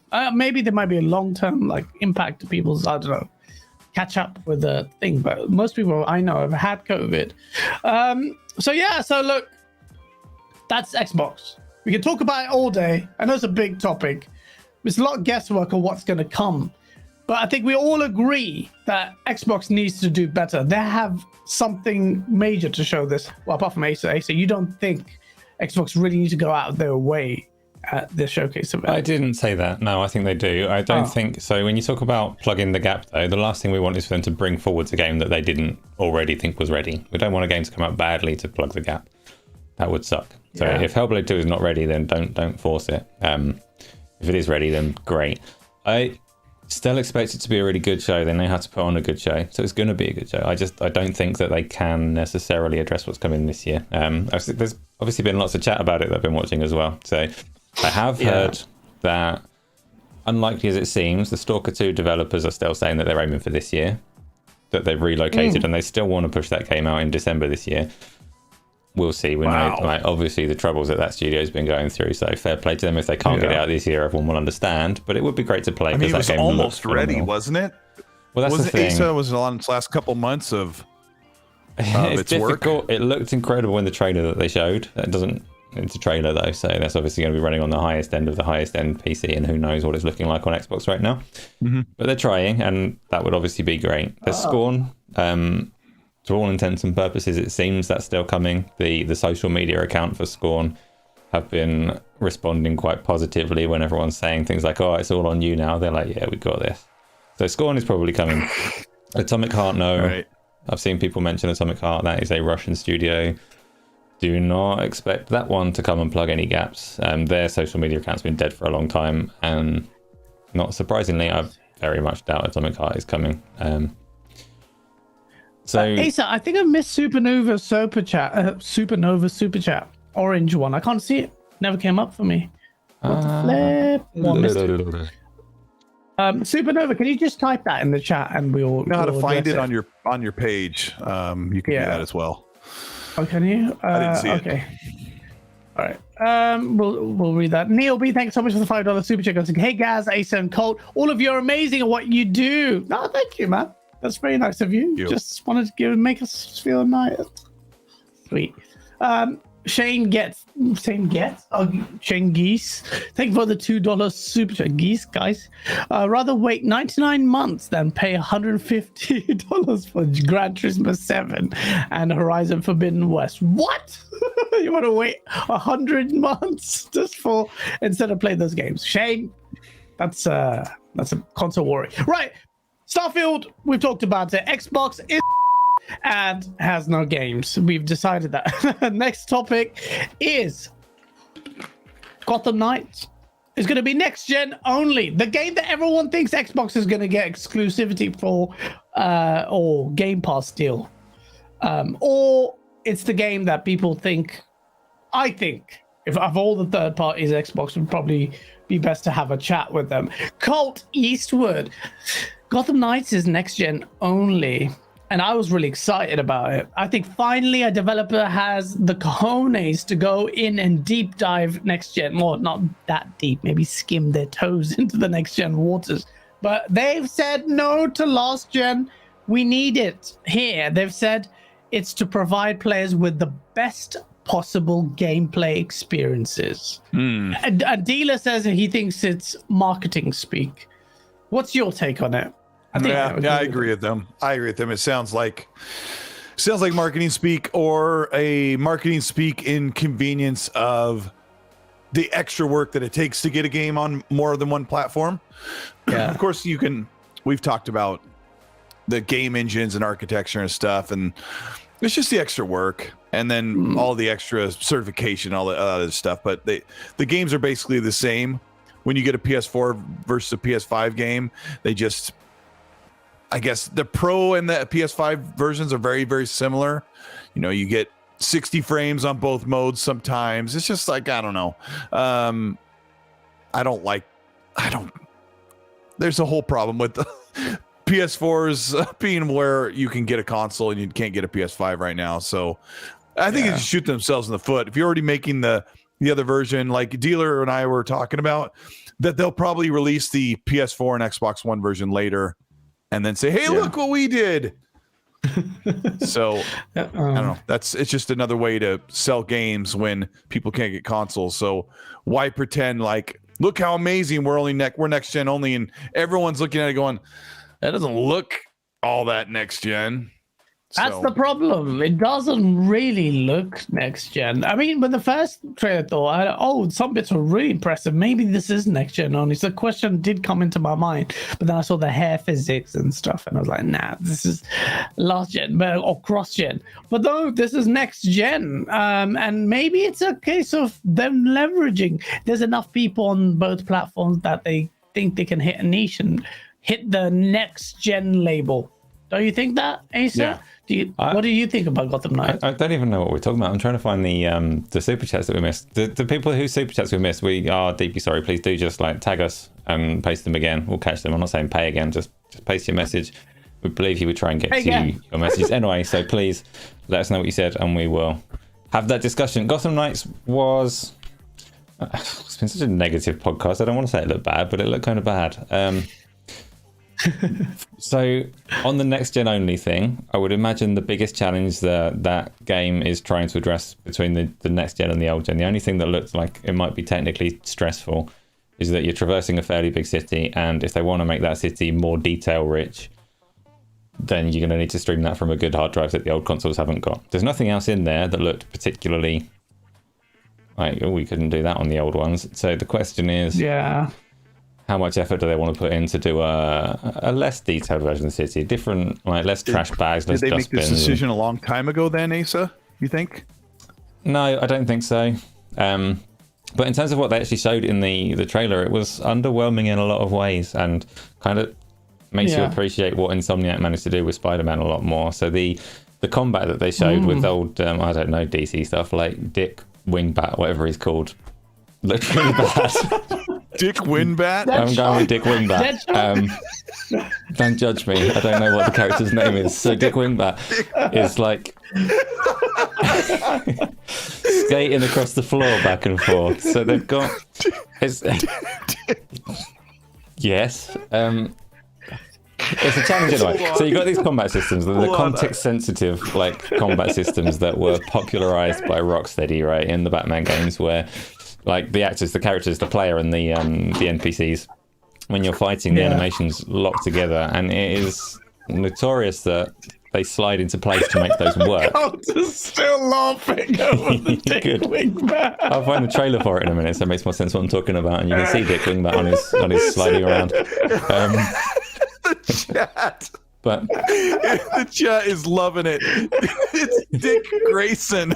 Yeah. Same thing. But the way that they try to do the combat is very much like Spider-Man, in that it's supposed to be acrobatic. So he's engaging in these animations with characters that are quite far away. And they don't. It's a different the team. animation doesn't pace out at all to match it. So it's just sliding across the floor, and Spider-Man didn't do that. So it's, that's a bit difficult. But not as much, Go on, Cole. You take over and talk about it while I find the footage. Shit. You know, you're absolutely right, Asa. The animations don't string together well. It's not the same team. It's not. People are like in the chat, like, how we go from Arkham Knight to this? It's because it's not Rocksteady. If you look at Suicide Squad, it looks Wingbat. Amazing. But I'm not going to tell you the results. Go on, carry on. What have you been smoking? Sorry, go on. If you look up, it's on the Warner Brothers interactive page or something, is the highest quality one. But anyway, it does look a little underwhelming. It's like that team was like, oh, how do we do what Rocksteady did? I think this is how you do it. It could be better. I really think we're gonna we're gonna have a lot of fun with this game. But you know, what's his name? Red Hood that looks like Deadpool. He's like shooting these like Nerf pistols. He's like, pew, pew, pew, pew, and the guy's like, stop it, because he's shooting him and it's not hurting him. Actually, good timing though, as you can see. The guy's just like. But look at the visuals look really good. Like the characters look sharp. Like it's a good presentation. The city could be more alive, but I mean you're not supposed to see pedestrians and cars everywhere. The player models look good and the animations look really good, but it seems really slow and doughy, like in maneuverability, whereas with Spider-Man, even though I haven't played it, don't judge me. The other concern, there's a little snippet in there where they show, I can't remember which character, I'm not going to go for names again, but they show like the equipment and stats screen. And it's like, if you've been looking at how superhero games have been received recently, sure you want to try and copy the Avengers, because... But you do put on gear and it changes how your character looks, which is like everyone's already super pumped about that, because we didn't get that in the Avengers. You put on like magical invisible gear, like my new coat. You're wearing your underwear, Dick Wingbat, or whatever it is. Dick Wingbat. I love that. It's going to be a thing now. Spartan Ghost, thank you so much for the £2 super chat. Stalker bringing more teeth demo. Hopefully not. And a proper game, but they did show off. They did a lot more than the teeth demo. You've seen it now. In a very tightly, curated trailer. Spartan Ghost again with a £5 super. She goes, Gotham Knights looks so bad, very generic. How did we go from Arkham Knight to this? I have seen quite a lot of people saying that and make that comparison. This looks solid, like something I'd have fun with someone on co-op, but it is like, I'm looking at it, it's just quite, it looks quite dated is the word I want to say, in terms of with the sheen, with a not even a next gen sheen, some polish here and there. You look at some of the bits of the character and like lighting, and then you're like, and look how sharp it looks, like, oh, that's kind of next gen. But now he's traversing the city, and then there's a lot there as well. Like the lighting here inside looks nice. I mean, it's like, it's halfway house. It's not screaming next gen. We're not like, wow. And so that's the kind of thing what a next gen game I think should feel like. A game like this, not every game has to be a visual heavyweight, but I think this is missing that X factor. Gamer by choice, thank you so much for the $5 super chat. Not being on last gen does not mean the game can only be playable on current gen. I agree, could be marketing speak. Well, he's talking about Game Boy Choice. I assume you are talking about Spencer's statement. I managed to locate the old super chats. Okay, the back end of YouTube. Supernova goes, there's an important thing that needs to be made.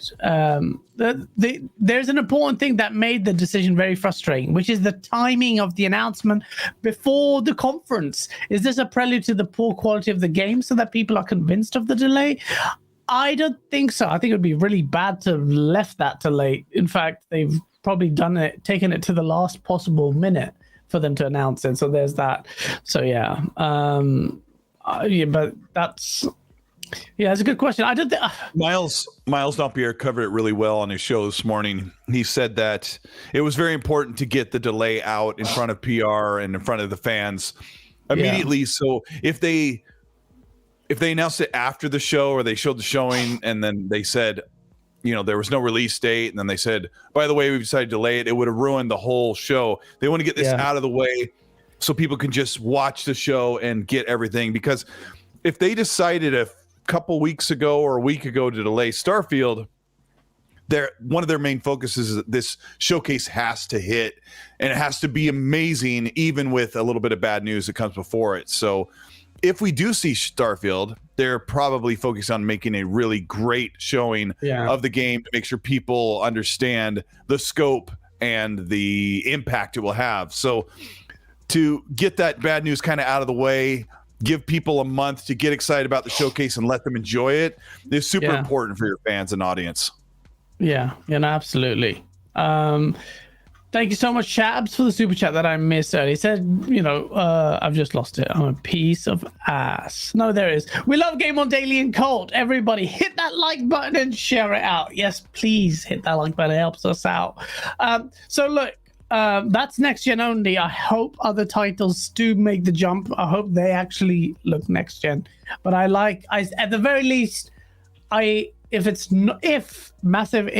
it's not a marketing speak, I'm really grateful that the team has moved to next gen only. I'm desperate to see a studio leverage the power of these games.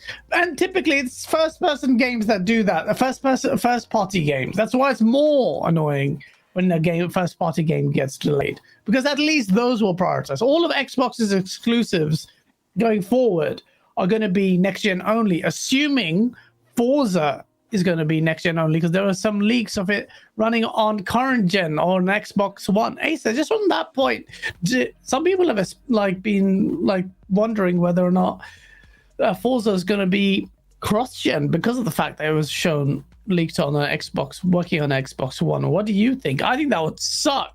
I think that was lame. It will suck if they do. I don't have a guess on whether they are or not. I don't see why that build would exist if they're not planning to release it. It's a lot of effort to put an Xbox One build out there just for testing and giggles. The thing with Forza Motorsport, the limitation between generations on that one, you can look at ray tracing and graphics. That's not it. That doesn't matter. You can do a Forza game that looks nice on previous generation of hardware. No problem at all.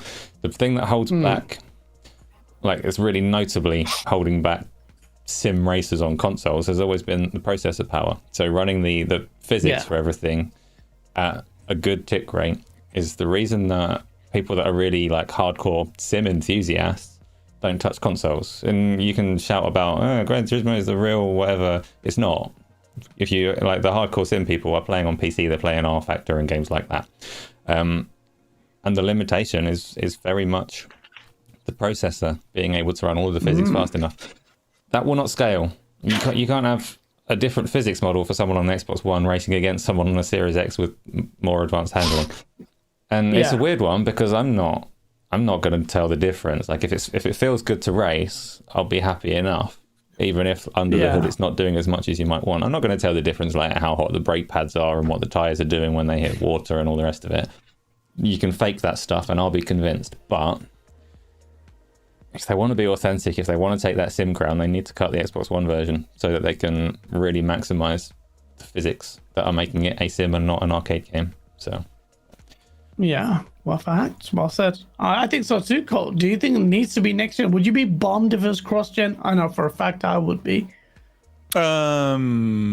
maybe because we should be out of the cross-gen window by now. I've talked to Dealer about this. He did a great video about Forza Motorsport and this possibility of it being held back. He explains how much of the great advancements that pull Forza Motorsport away from the competition and make them better, especially over GT7, are software-based. So he said that because the lead, Asaki said from Turn 10, said that they're doing these physics refreshes that couldn't be done on last generation hardware, so that pretty much cements it as a next generation title only. People have heard. You said that? Oh, you said that. Oh yeah, he said that. I've covered it in a couple of videos. Remember I was talking about the wobbling tire thing, about how they normally did. They had one contact point of the tire, and now they have 8 contact points, and they have 360 refresh cycles per second of the physics tire modeling, which is all stuff that is really far advanced, more than most racers do. And then that just cements it as the next gen only title. Randall Thor had heard that people had only internally tested the game on an Xbox One at over a year ago. So maybe they had it at a point where it could be playable on an Xbox One, but they're also playing things on a dev kit. So it may be a lost in translation thing. The big deal is that I think Forza Motorsport will have ray tracing in game instead of in replay. And if it doesn't, that will be a major L. But I think we're expecting to see this next generation title running on Series X. The Series X version will have ray tracing in gameplay. And that's something that they've hinted at and they need to deliver more than worrying about cross-generation. Because Ace is right. Forza Motorsport and Forza Horizon are already the best playing racing games. You could talk about Sims. You could talk about how incredibly realistic Assetto Corsa is, or Project Cars, but those games are not as enjoyable and tactile.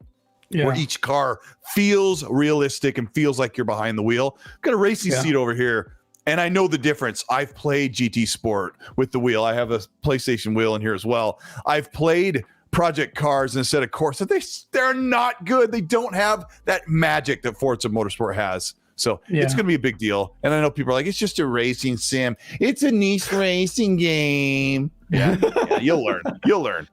You'll learn now. No, I agree. I think it's going to be good. I'm really looking forward to it. I think it's going to be special.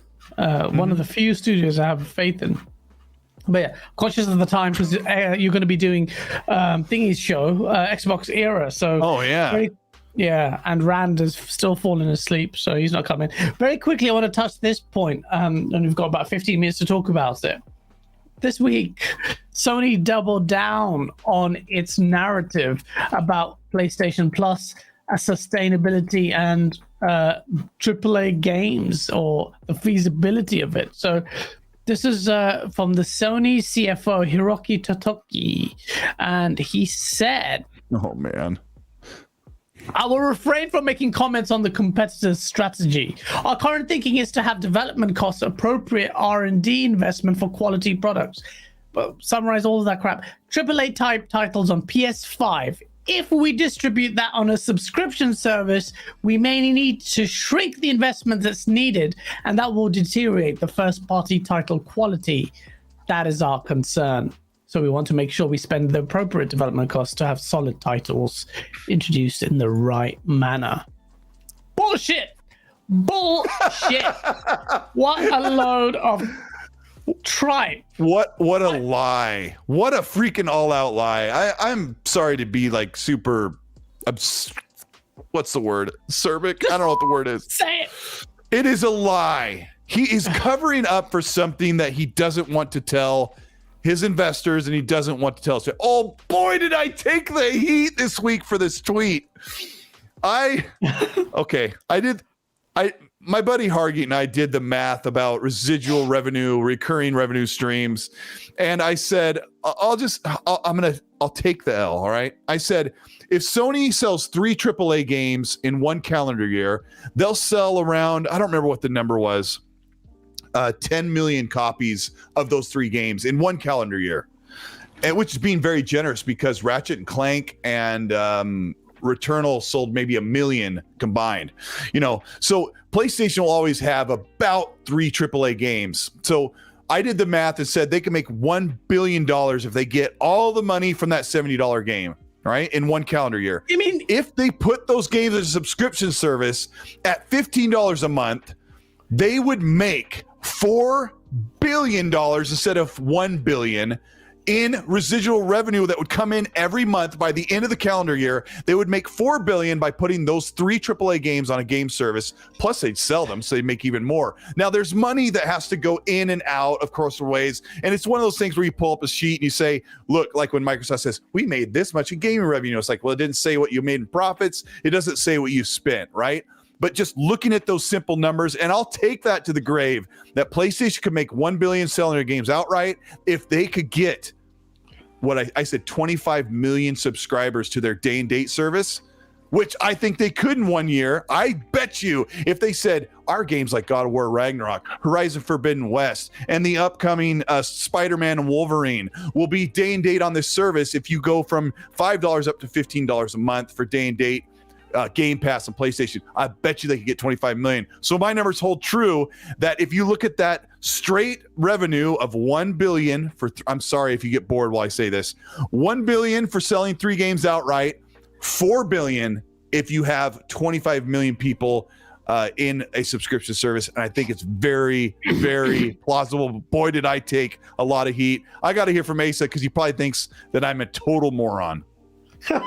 No, I don't enjoy maths, so I've not run the numbers. I would say the flaw in that logic is that at the moment they can do both. They can triple dip. They can sell these games day one. It's not on a sub service. You have to buy it if you want to play now. They can sell it again a year later, 2 years later on the PC, and then they can put it in a subscription service that will probably still build decent numbers. So you can see whether it's a lie or not, whether they could put these in a subscription service. You can see that it's probably not the best, optimal way to extract money from those titles. And I also will say over and over that the number of execs that have come out and said that doesn't work for us, that model, we're concerned about that, is enough that I wouldn't completely dismiss it. And there's I'm not saying obviously, that. I think there's more to it. I'm still going. There's obviously scale comes into it, right? So when services hit a certain threshold, these conversations change completely. But services are not at that threshold. I do not believe that Game Pass is profitable at the moment, and I'm sure Sony are looking at that going, well, we're profitable right now. Why would we go all in on a service that isn't until we're hitting this economy of scale, and then we can do it. It's not going to take long to flip that switch and change it when the time is right. So that's go on, guys, you can do your bit. That was that. What were you going to say next? Because I was just going to remind the world that I'm skeptical. I'm always skeptical of the future because big corporations, I'm not convinced that they'll make gaming better long term. I'm not convinced that in 10 years time I'll like gaming more than I did 10 years ago.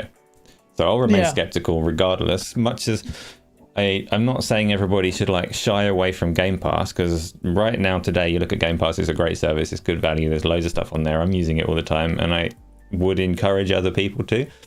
But I wouldn't go in too hard on trying to get every company to copy it, because if we end up in a place where all the big companies are getting maximum revenue from a mainstream audience that isn't particularly us anymore, because we're still there, but we're not so important as gaming grows, you could end up with a gaming space that looks a lot like the mobile space that we all hate right now.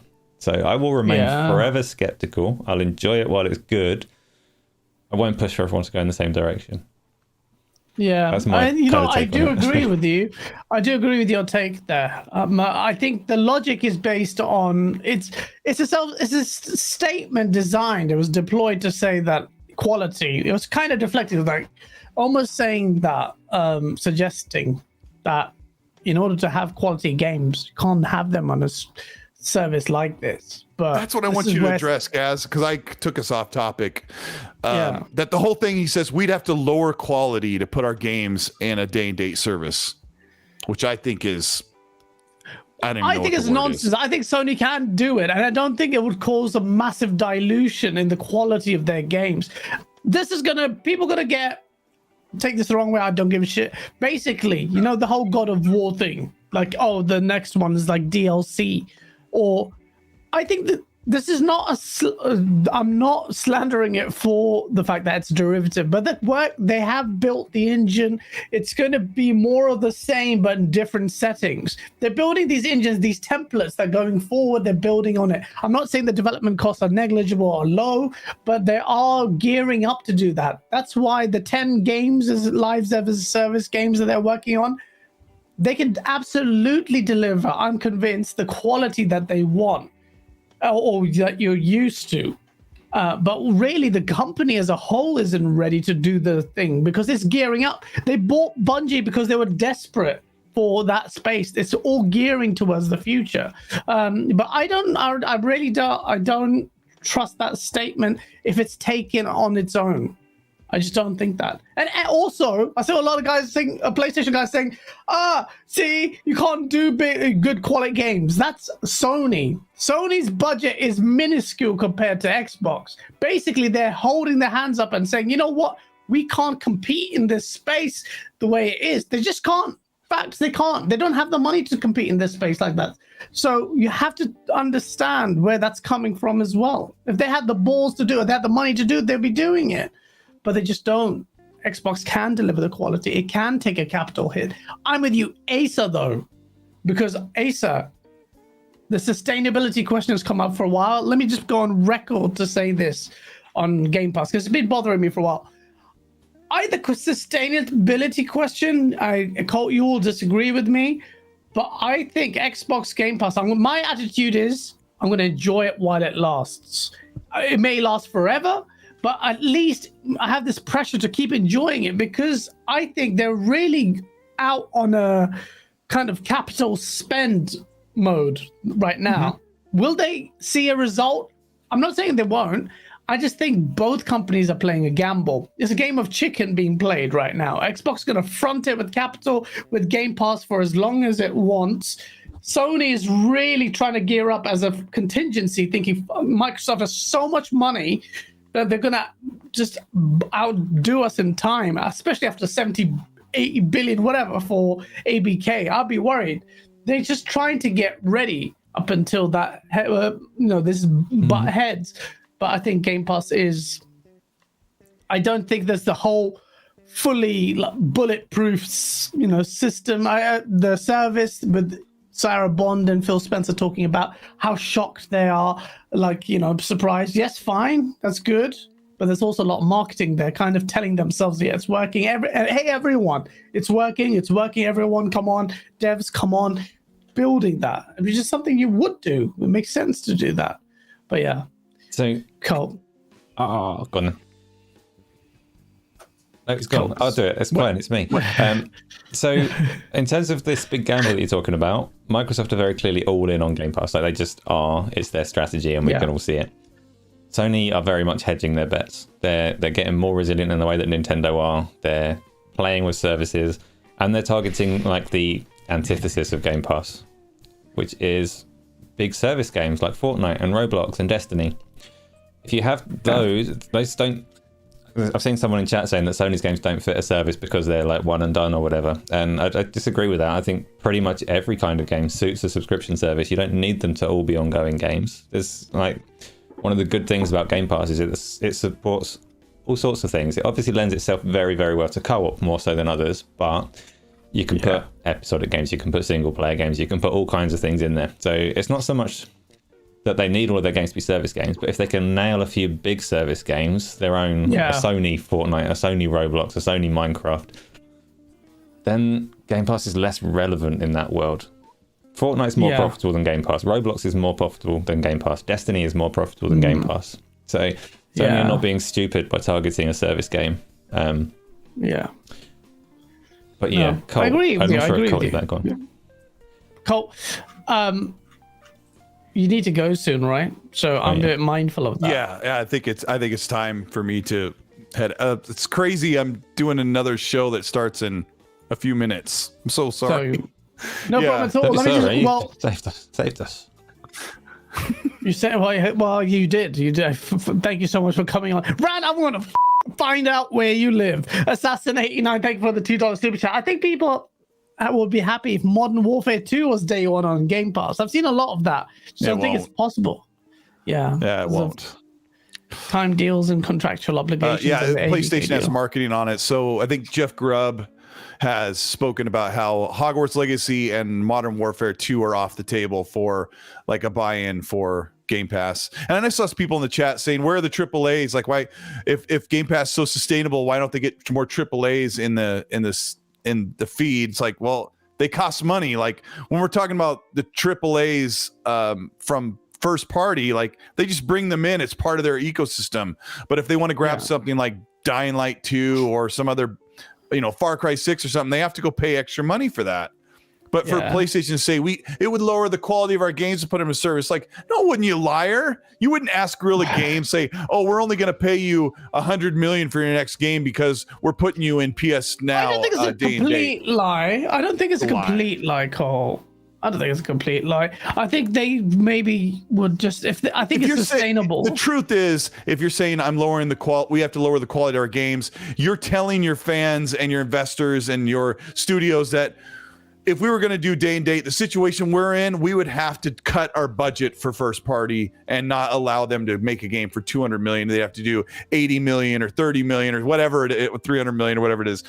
No, I don't think so. For me, then, I think it was just... and I know we're running out of time, so I'll be real quick on this. But if you're Sony and you're talking about lowering the quality of the games, for me as a consumer, a game that is monetized in additional ways is a reduced quality in many senses. So if Sony are saying, like, it's not so much that we're suddenly going to need to like have less detailed characters or worlds or whatever, but we're going to need to start like selling some costumes or finding other ways to monetize this title on the side as well, because we want to make all that money. To me, that is lowering the quality.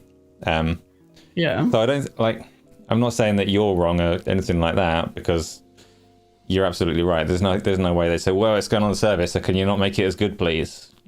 Like, that's not the world, but there is a nuanced conversation. So. Yeah, definitely. So, Gish, thank you for the $5 super chat. Is it too much to ask for an Xbox next gen to be on par with Sony cross-gen, or will the Series S hold the Xbox back this gen? I think Digital Foundry also, they did this thing where they spoke about some devs have been complaining about the Series S RAM bottleneck being a pain in the ass. I don't know, but maybe. I don't know. I have some concerns of the Series S, but because the tools have been tools. I've had tools so much. I don't want to talk about that. Carlos Alvarado, thanks so much for the $2 super chat. When is Xbox going to revive Killer Instinct? Great question. I hope it's a surprise. Can you imagine?